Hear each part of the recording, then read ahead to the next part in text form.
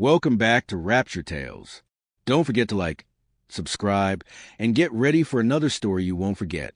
Let's dive back to the story. The courtroom in Port Harcourt felt colder than the morning rain that had soaked the city hours earlier. Eleanor Hartwell sat alone on the wooden bench reserved for defendants, her hands clasped tightly in her lap, as though she were afraid they might drift apart if she loosened her grip. Her once elegant appearance had been reduced to simplicity, not out of poverty, but out of exhaustion. Across the aisle, Sebastian Hartwell sat with infuriating confidence, his tailored suit pressed to perfection, his wristwatch gleaming under the fluorescent lights like a silent taunt. He leaned back in his chair beside his lawyer, whispering something that made both men chuckle softly. Every laugh felt like a slap to Eleanor's face. This was not just a divorce proceeding. It was a performance, and Sebastian had arrived convinced he was the star. The murmurs in the courtroom grew louder as people recognized him. The powerful energy executive, the man who sponsored galas and funded political campaigns. Eleanor, by contrast, looked invisible, a woman already written off before she had spoken a word. Sebastian's lawyer rose first, his voice smooth and deliberate as he painted a picture of a failed marriage caused by Eleanor's emotional instability and lack of contribution. He spoke of Sebastian's generosity, his sacrifices, and his alleged financial ruin. Eleanor listened in stunned silence as lies stacked upon lies, each one heavier than the last. Her bank accounts had been frozen weeks earlier, without warning. Friends she thought were loyal had stopped answering her calls. Even family members she barely spoke to had distanced themselves, afraid of Sebastian's reach. When her turn came to speak, she stood slowly, her legs trembling despite her efforts to appear composed. She opened her mouth, but no sound came out at first. The weight of humiliation pressed down on her chest, making it hard to breathe. Sebastian smirked openly now, enjoying every second of her discomfort, convinced this was the moment she would finally break. The judge asked Eleanor if she had legal representation. The question echoed in the room, drawing curious glances from every corner. Eleanor hesitated, then shook her head. A ripple of whispers spread instantly, followed by a few suppressed laughs. Sebastian leaned forward, his voice dripping with mock concern as he addressed the court, suggesting that perhaps Eleanor needed professional help rather than legal aid. The judge shot him a warning look, but allowed the proceedings to continue. Eleanor felt the walls closing in. She had known this day would be hard, but she had underestimated the cruelty of standing alone while the man who once claimed to love her dismantled her life in public. Just as the judge prepared to move on, the heavy wooden doors at the back of the courtroom swung open with a force that cut through the noise like thunder. Every head turned. The air shifted. A woman walked in with a presence so commanding that even the bailiff instinctively straightened. She was tall, silver-haired, impeccably dressed in a dark suit that radiated authority rather than wealth. Her eyes were sharp, scanning the room with calm disdain, as though she had already judged everyone present. She did not rush. Each step echoed against the tiled floor, deliberate and unafraid. Eleanor's breath caught in her throat as recognition dawned slowly, painfully. This was a face she had not seen in decades, a voice she had tried to forget, a shadow she had run from her entire adult life. The woman stopped beside her, turned to the judge, and announced her name with quiet confidence. A collective gasp swept through the courtroom as realization struck like lightning. Sebastian's color drained instantly. His lawyer stiffened, eyes widening in disbelief. The woman was not just any attorney. She was Dame Margaret Blackwood, one of the most formidable legal minds in the country, a legend, a nightmare, and then she said the words that shattered what little composure Sebastian had left. She stated calmly that she was Eleanor Hartwell's mother and legal counsel. Eleanor felt tears burn behind her eyes, a mix of relief, fear, and long-buried resentment colliding violently in her chest. She had sworn never to return to her mother's world, never to live under her shadow again. Yet here she was, rescued at the very moment she was about to be destroyed. Dame Margaret requested a brief adjournment, her tone making it clear it was not a request, but a formality. The judge granted it immediately. When proceedings resumed, the atmosphere had completely transformed. Dame Margaret stood at the center, like a general preparing for war. Her voice was calm, almost gentle, as she dismantled Sebastian's narrative piece by piece. She introduced forensic evidence that contradicted every claim of financial hardship. Documents appeared on screens, figures highlighted, timelines exposed, offshore accounts, shell companies, funds quietly siphoned into foreign investments, while Sebastian claimed insolvency under oath. The word perjury hung heavily in the air, unspoken yet unmistakable. Sebastian shifted in his seat, sweat beading at his temple as his lawyer leaned in, whispering urgently. Eleanor watched in disbelief as the man who had once controlled every aspect of her life began to unravel. Dame Margaret did not stop there. She presented evidence of marital funds used to finance an ongoing affair, naming the woman involved and detailing expenses that included luxury apartments, vehicles, and international travel. Gasps erupted openly now. The judge's expression hardened as he flipped through the files placed before him. Sebastian attempted to interrupt, his voice cracking with forced outrage, but Dame Margaret silenced him with a single glance. She then addressed the prenuptial agreement Sebastian had relied on so smugly, revealing how Eleanor had been coerced into signing it through threats and manipulation. Testimonies were read. Messages were displayed. The courtroom watched as the image of a powerful, respectable man collapsed into something ugly and small. Sebastian's lawyer stood abruptly, asking for permission to withdraw from the case. The request stunned everyone, including Sebastian himself, who stared at the man as though he had been betrayed. The judge granted the withdrawal without hesitation. In that moment, Sebastian was truly alone. Eleanor felt a strange calm settle over her as the judge delivered his ruling.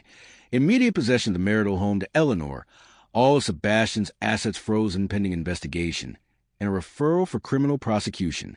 Sebastian shouted, protested, pleaded, but his voice meant nothing now. He was escorted out of the courtroom, his confidence replaced by panic and humiliation. Outside the courtroom, just as Eleanor thought the ordeal was over, another figure emerged from the crowd. A man older than Sebastian, but carrying the same entitled arrogance, stepped forward, claiming ownership of the house Eleanor had just been awarded. He alleged that the property had been used as collateral for a loan now in default. Eleanor recognized him instantly. Her father. The wound she thought had scarred long ago tore open anew. Before Eleanor could speak, Dame Margaret stepped in again, requesting documentation. What followed was swift and brutal. Forged signatures, invalid filings, false claims exposed within minutes. The man faltered, then broke, issuing a weak apology that echoed hollowly in the open air. Months later, Eleanor stood in a bright gallery filled with people who had come to see her art. The exhibition was titled Rebirth. Each painting told a story of silence, pain, and awakening. Dame Margaret stood quietly at the back, watching her daughter speak confidently to guests, no longer hiding, no longer afraid. Somewhere far away, Sebastian Hartwell sat in a prison cell, stripped of power and reputation. Eleanor did not think of him anymore. She had learned, finally, that gentleness was not weakness, and that when truth walks into room, lies have nowhere left to hide. The weeks following the courtroom collapse of Sebastian Hartwell's empire unfolded like a slow-burning reckoning that refused to fade quietly into the background. Newspapers that once praised his business acumen now carried his name in bold, damning headlines, each article peeling back another layer of deception. Eleanor watched it all from a distance, not out of bitterness, but out of disbelief at how quickly power dissolved when stripped of lies. Investigators moved swiftly, armed with the evidence Dame Margaret had unleashed. Bank records were subpoenaed, property seized, and former associates lined up to distance themselves from the man they once flattered. Eleanor found herself waking each morning with a strange mix of peace and grief. Peace, because the fear that once ruled her life was gone. Grief, because she was finally confronting how much of herself she had buried to survive a marriage built on control. Dame Margaret remained nearby, not intrusive, but present in a way Eleanor had never known growing up. Their conversations were cautious at first, layered with years of misunderstanding. Yet beneath every word lay a mutual recognition that something irreparably broken was being carefully rebuilt. Sebastian, meanwhile, discovered that humiliation did not end in the courtroom. It merely followed him into every locked door that awaited him. His attempt to leverage old connections failed one by one, as former allies prioritized their own survival. during his arraignment on charges of fraud and money laundering. The same arrogance he once wielded as a weapon now worked against him. The judge showed no patience for excuses, no sympathy for regret that arrived only when consequences became unavoidable. As the cell door closed behind him for the first time, Sebastian felt something he had never truly known: powerlessness. There were no assistants to bark orders at, no lawyers to manipulate, no money to bend outcomes. The silence was suffocating, forcing him to confront a reality that the woman he had dismissed as weak was the very reason his carefully constructed world had collapsed.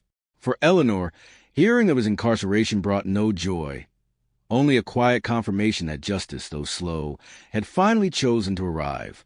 Eleanor's healing did not come overnight.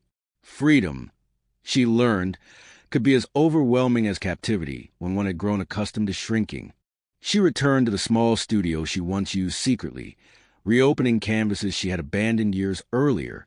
Painting became her language again, a way to translate emotions she had never been allowed to express. Each brushstroke felt like reclaiming stolen ground.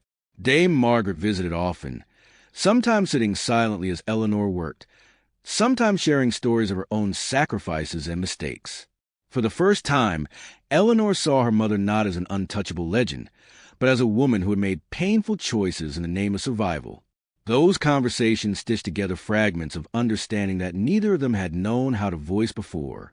Public curiosity surrounding Eleanor intensified as news spread of her connection to Dame Margaret Blackwood. Invitations arrived, interviews, profiles, speaking engagements, but Eleanor declined most of them. She was not interested in being a symbol of scandal or revenge. Instead, she focused on preparing for something deeply personal. With quiet determination, she planned her first major art exhibition, pouring months of work into pieces that reflected her journey. The paintings were raw and unfiltered, filled with fractured figures, broken mirrors, and eventually light. She titled the collection Rebirth, not as a declaration of victory, but as an acknowledgement of survival. Dame Margaret supported her without interference, respecting her daughter's need to step into her own identity without legal armor shielding every move. The night of the exhibition arrived with a nervous energy Eleanor could not shake. The gallery buzzed with anticipation, filled with critics, collectors, and curious onlookers drawn by whispers of the story behind the art. Eleanor stood near the entrance, her hands trembling slightly as she greeted guests. When the doors officially opened, she watched people move slowly from piece to piece, their expressions shifting from curiosity to reflection. Some lingered longer than others, visibly affected. For the first time in her life, Eleanor felt seen not as someone's wife or someone's daughter, but as herself. Dame Margaret observed from a distance, pride softening her usually impenetrable composure. In that moment, the courtroom drama felt like a distant memory, replaced by something infinitely more meaningful. News of Sebastian's conviction arrived quietly a few weeks later. Sentenced to several years in prison, stripped of titles and honors, he became another cautionary tale of unchecked arrogance. Eleanor read the brief report once and set it aside. She felt no urge to revisit that chapter of her life. Her focus had shifted entirely toward the future. She was building with intention rather than fear. She began mentoring young artists, particularly women who struggle with confidence and visibility, recognizing echoes of her former self in their hesitation. Each interaction reinforced how far she had come and how necessary her pain had been in shaping her strength. Her relationship with Dame Margaret continued to evolve, no longer defined by resentment or distance. They shared meals, laughter, and even moments of disagreement that ended not in silence, but in understanding. Eleanor learned that her mother's fierce exterior had been forged in a world that demanded armor from women who refused to bow. Dame Margaret, in turn, learned to step back, allowing her daughter space to lead her own life. The bond they rebuilt was not perfect, but it was honest, and that honesty felt revolutionary. On a quiet afternoon, Eleanor returned to the now empty gallery after the exhibition had ended. Standing alone among blank walls, she reflected on the journey that had brought her there. She realized that the humiliation meant to destroy her had instead revealed her resilience. The courtroom that once echoed with mockery had become the birthplace of her awakening. As she locked the gallery doors behind her, Eleanor felt an unshakable sense of closure. She was no longer defined by betrayal or survival. She was defined by choice, creativity, and the courage to reclaim her voice. And in that truth, she finally found a dignity and freedom she had always deserved. That's all for today. Like, subscribe, and see you in the next episode. Stay tuned.